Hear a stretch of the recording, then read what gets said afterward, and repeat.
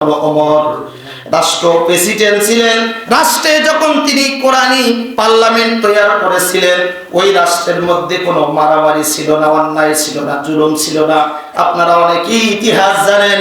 ওই রাষ্ট্র যদি বাংলাদেশের রাষ্ট্রে পরিণত করতে চান, তাহলে ইসলামের বিকল্প কোনো ব্যবস্থা নাই। রাষ্ট্রে যদি কোরআন যায়, আমাদের লাভ কি হবে শুনুন।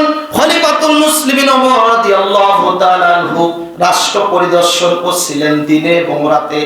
রাষ্ট্রনায়কে যারা কোরআন দিয়ে দেশ চালাবে, কোরআনী শাসন তৈরি হবে, ওই রাষ্ট্রনায়কের কাজ হলো প্রজাদের দাঁড়ে দাঁড়ে যে খোঁজ নেবে কোন মানুষ কি অবস্থায় আছে। এই রাষ্ট্রের একটি মানুষ যদি না খেয়ে থাকে, তাকে ওই রাষ্ট্রের মানুষকে, রাষ্ট্র পার্লামেন্টকে, সরকারকে জবাবদিহিতা করতে হবে।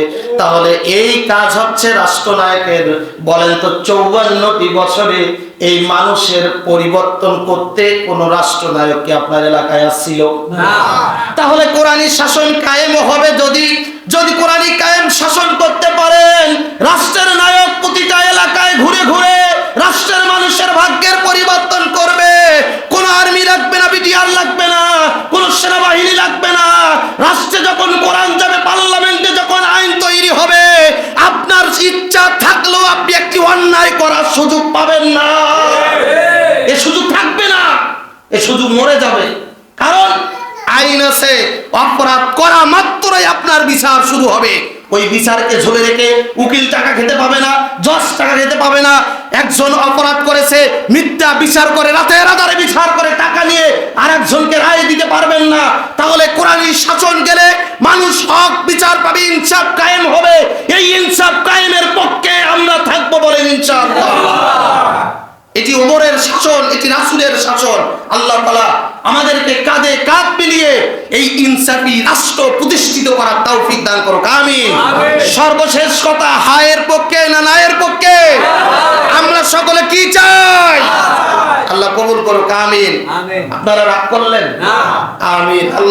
আল্লাহ তৌফিক দান করুক, আমরা সকলে একসাথে হয়ে আমরা এই সুন্দর একটি দেশ তৈরি করব, বলে ইনশাআল্লাহ। নাসরুম মিনাল্লাহ, ফাতহুল করিম, ওয়াবাশশিরিল মুমিনিন, ওয়া মা আলাইনা ইল্লাল বালাগ। যারা সুন্নাত পড়লে চাই গেছে।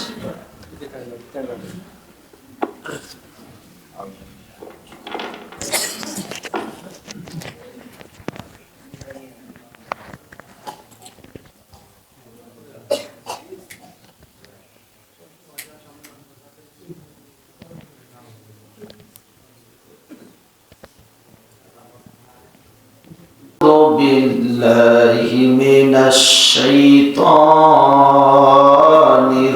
الرجيم. بسم الله الرحمن الرحيم. وإذ قال ربك للملائكة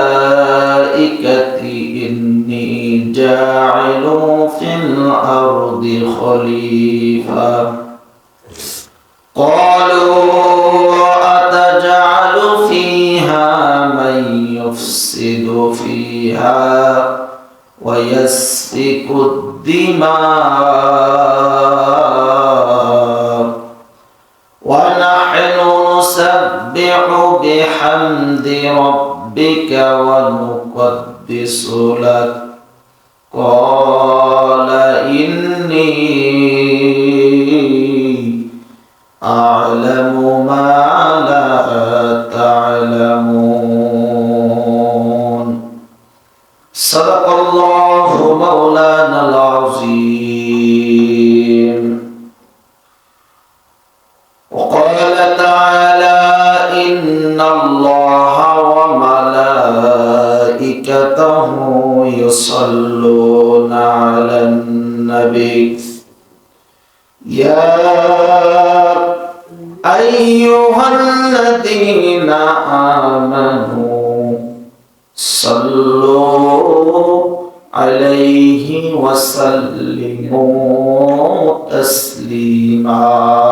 اللهم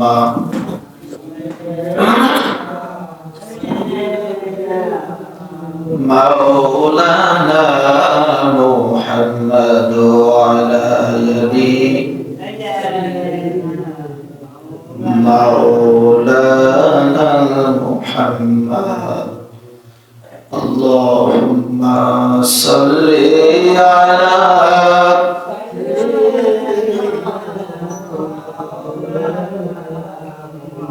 وعلى آل سيدنا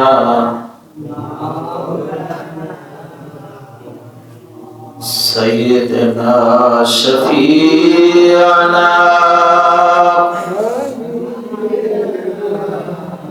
مولانا محمد وعلى آله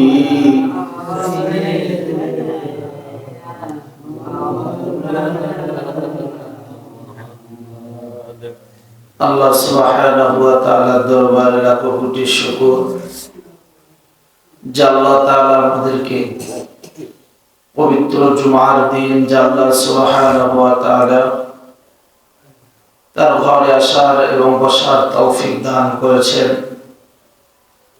সেই মহান রব্বুল আলামিনের দরবারে কালিমাতুশ শুকরিয়া আদায় করি বলে আলহামদুলিল্লাহ। লক্ষ কোটি দরুদ ও সালাম বর্ষিত হোক সেই রাসূলের প্রতি যিনি ছিলেন মানবতার মুক্তির দূত, শ্রেষ্ঠ নেতা, শ্রেষ্ঠ বাবা, শ্রেষ্ঠ রাজনীতিবিদ, কুল কায়নাতের সমস্ত সৃষ্টি জগতে আল্লাহ রাব্বুল আলামিন যাকে সম্মানিত করে নবীদের সর্দার করে আল্লাহ সুবহানাহু ওয়া তাআলা তাকে পাঠিয়েছিলেন। তিনি হলেন সাইয়্যিদনা নবিয়ানা শফিয়ানা হাবিবেনা মদিনার বুলবুল নবী মুহাম্মদুর রাসূলুল্লাহ সাল্লাল্লাহু আলাইহি ওয়াসাল্লাম। সম্মানিত প্রিয় হাজিরিন, অসংখ্য অগণিত মানুষের মধ্য থেকে যে আমরা মসজিদে আসছি, আরেকবার বলি আলহামদুলিল্লাহ।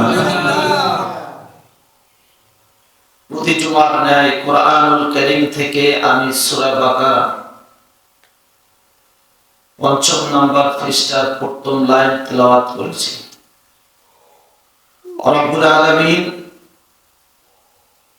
পৃথিবীতে মানুষ পাঠানোর পরে তাদের কর্মসূচি কি দিয়েছেন এবং তাদের দায়িত্ব কি কি, এই বিষয়ে আমরা কোরআনুল কারীম থেকে সুস্পষ্ট ভাষায় কিছু কথা শুনবো, বলেন ইনশাআল্লাহ।